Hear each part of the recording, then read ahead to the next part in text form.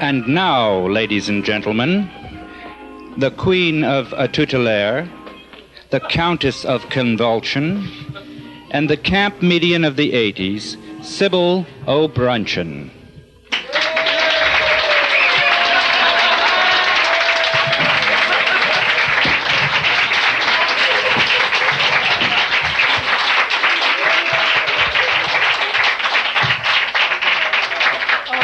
Bonjour, mes amis.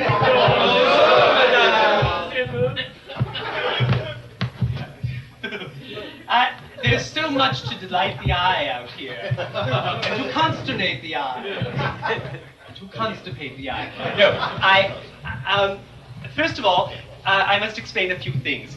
As you know, I am a waitress now, and I'm trying to raise money desperately, and I said that to you last week on our show. And you know, I must tell you, last week's audience was so dull, but this audience, I can tell, is very attractive and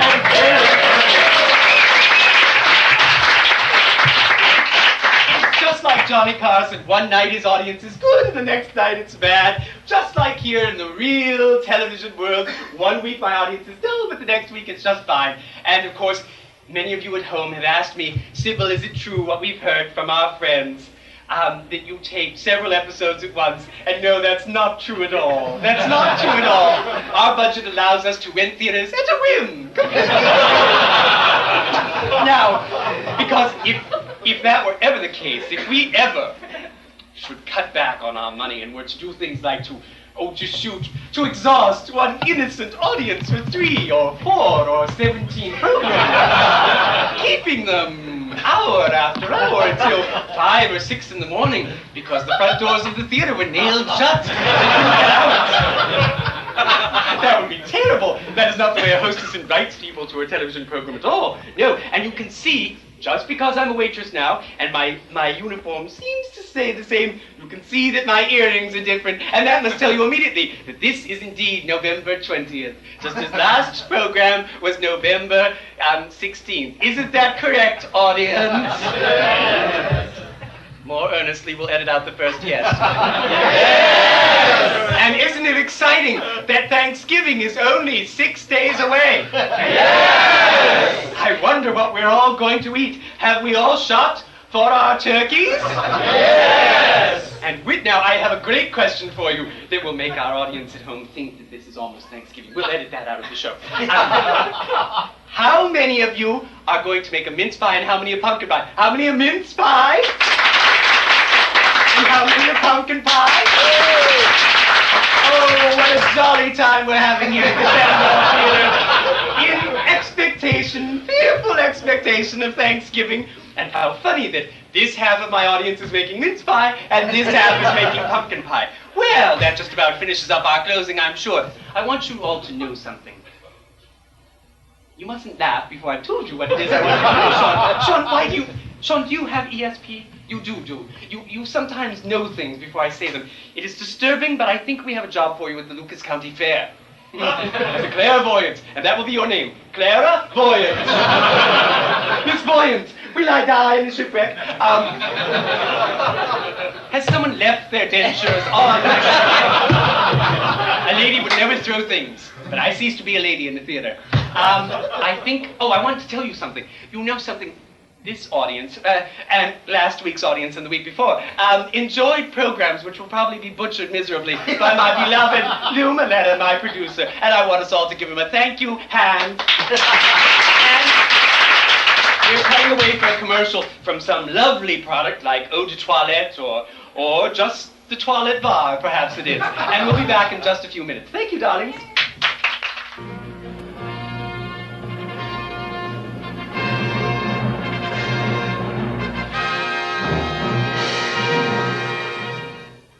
So has been. You all must be on the edge of your seats with excitement. I find this world of glamour so je ne sais quoi.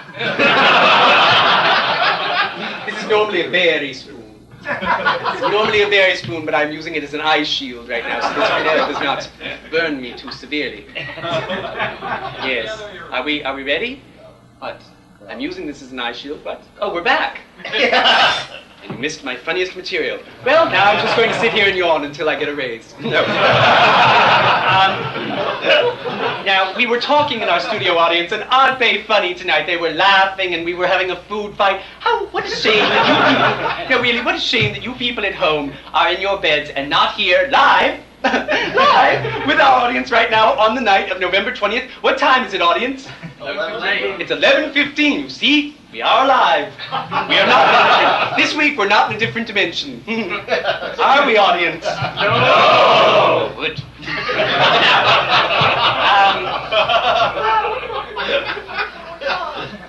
Let's see. What should we do? What should we do? Let's read a letter, and then I'll get to our dessert if we have time. This is from Hillhaven, Los Angeles, California. Sybil branch in care of Mr. Ron Shore. Mr. Ron Shore is on our gay cable network as one of our merry newscasters. You don't give him news items like, for instance, we would never give Ron Shore this news item. Dan White committed suicide today. We would never say that. I'm sorry. Oh, my. I'm sorry. My audience is full of ex-bridge companions of Dan White and his lovely wife, Priscilla. And I'm very sorry. I should never joke about someone's death like that.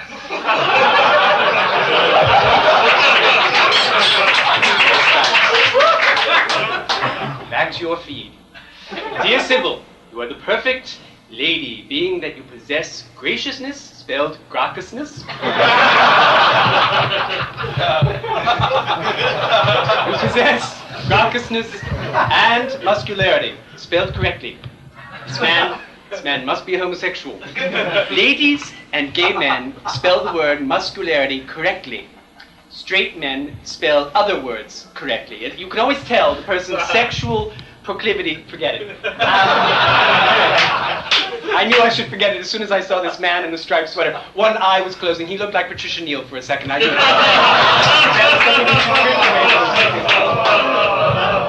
Block that pain. Block that pain. My table continues to come towards me. I feel like I'm on the San Andreas Faults. My table is drifting towards me. Speaking of earthquakes, how many of you experienced that earthquake, 3.5 weeks ago? Wasn't that exciting? My goodness. Oh. Did you really feel it? Well, I was attending to my person at that moment in the morning, so I was confused as to whether it was an earthquake. I was confused as to whether it was an earthquake or an eclipse of the sun. You know, it pays to lift weights when you're a woman because you can do things like this to uncooperative Chippendale tables. See, O.T. Charles couldn't do that. She'd just go, "Could you help me? You big, strong muscle man." Yeah, a woman must be self-sufficient. Self-sufficient. Self-sufficient. Syllables on the fourth. Well, you have fans in Los Angeles, California, via a videotape that has been pirated to us by Mr. Shore. Exciting. You have lost control of your bladder. I'm glad to see you think it's exciting too. Of Murray Hill. Mr. Shore is of Murray Hill. Mr. Shore of Murray Hill, doesn't that sound like a hairdresser? My clothes are by Dicker and Dicker, and my hair is by Mr. Shore of Murray Hill. Yes, it works. We do enjoy your conversation from the water's edge. And certainly Lou, whom I hate. Eric, this is not my handwriting. Those are not my parentheses. Certainly Lou, or Lo as it's spelled here, whom I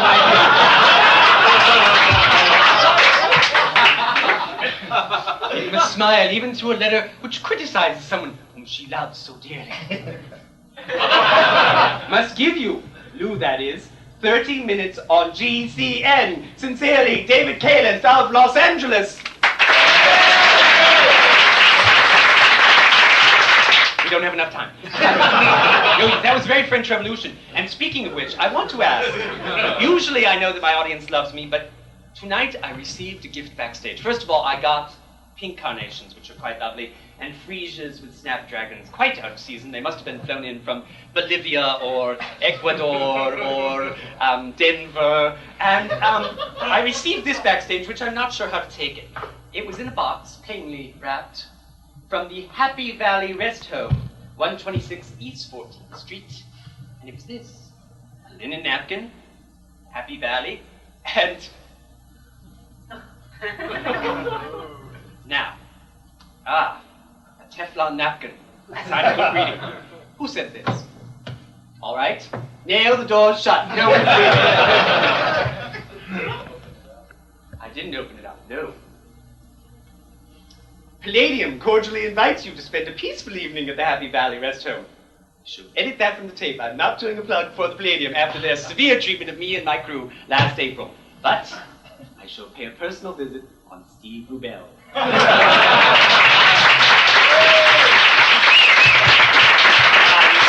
You see, I'm like Madame Defarge. I can whip up this crowd, whip them up like a French Revolution. And au revoir! We'll be back in just a moment, darlings.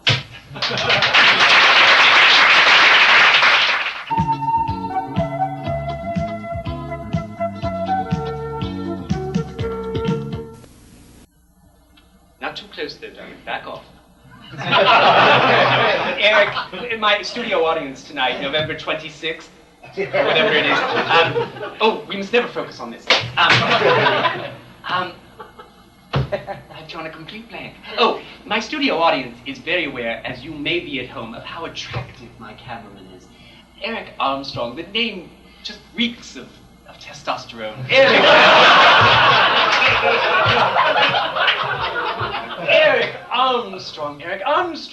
Armstrong. A woman who hears that name when she's a celebriatrix, has two choices. She either would say, Eric, film me, let's become one in the camera, or Eric, abuse me. In a dark place. But Eric, Mummy allows you personally to come close to her, not in the dressing room. You must never come too close with your wide-angle lens there, or whatever it is. You must never come too close to me. Now, someone in our audience asked me during our commercial break about my earrings, and the fact that I have different earrings every week. And I said, yes, these were very fanciful, and we, of course, have a budget for jewels and everything. But this week, we decided to have Betsy Johnson earrings. And they're rather punk and East 8th Street, and they're asymmetrical, which is lovely. This one is fine linen with a cotton ball, and this one is a very expensive gold bobby pin with an eyelash sort of thing. But they're named after someone. Doesn't this earring look familiar to you on television? Yes, Uhura wore this earring every week.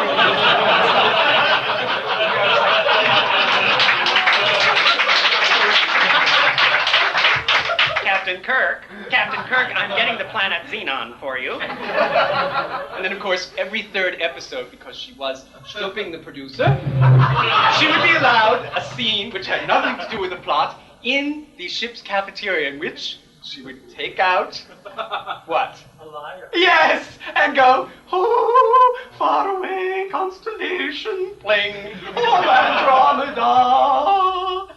Do you remember that? Well, that was a little piece of the Hindenburg for us, wasn't it? There, Gerald. Boy, when material bombs, thank God none of you ate baked beans tonight. That would have caught on fire and burned us all to pieces. Talk about a bomb. Well, we didn't get to our chocolate cake again, and here it is, the third week it's been on the set. Isn't that correct? Yes. How would you know if you were just here for the first time tonight? You've blown it. You watched me on TV. Good.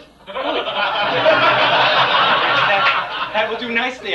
Whatever I said last week about the garbage room is completely retracted, and you shall be my new producer. All right. I guess I'm not going to be allowed to eat the chocolate cake, am I? Well, you could take a bite.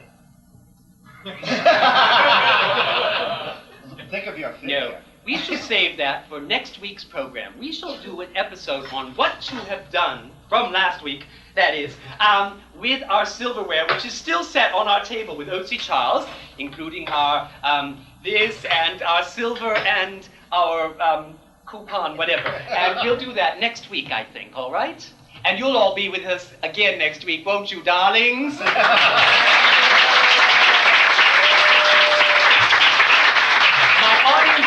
My audience's sense of humor and brilliance is exceeded only by its extreme good looks. It's terrible. Only 3 of you got that. A compliment like that, and you all went, I gotta get that mimeographed. We will mimeograph it for those of you who didn't understand it. Darlings, I hear my music. My dull old music. When is Jerry Sternbach and my crew going to record my new song, Written for Me, Written for Me? I sound like Caligula all of a sudden. Jesus Christ! Who is this Jesus Christ? Tribute, take them away! No. We shall cut away for a week, and we'll see. She has an appointment with a can of kerosene. We shall see you next week, darlings, for our post-Thanksgiving show. Isn't that right, audience? Au revoir.